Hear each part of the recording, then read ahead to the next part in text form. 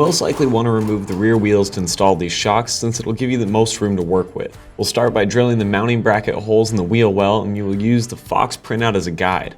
It lines up with the edge of the bed support.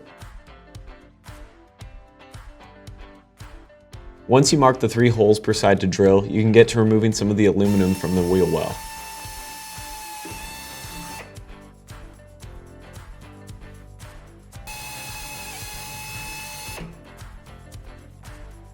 Now we'll unbolt the current shocks that are installed on our truck. The top and bottom just have a bolt and nut to remove, then the shock will slide out of place.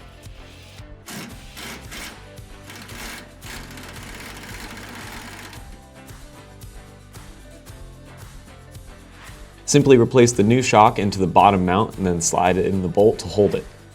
Then install the upper bolt. You might need to compress the shock a bit to line up the mounts.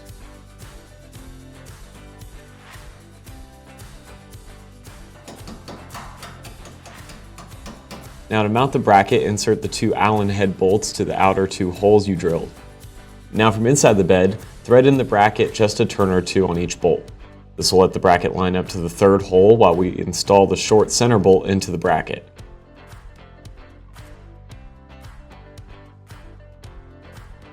Then remove both Allen head bolts for the time being.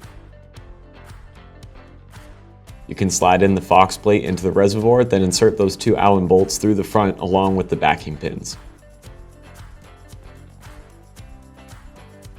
Now you can install the reservoir to those same 2 holes from earlier.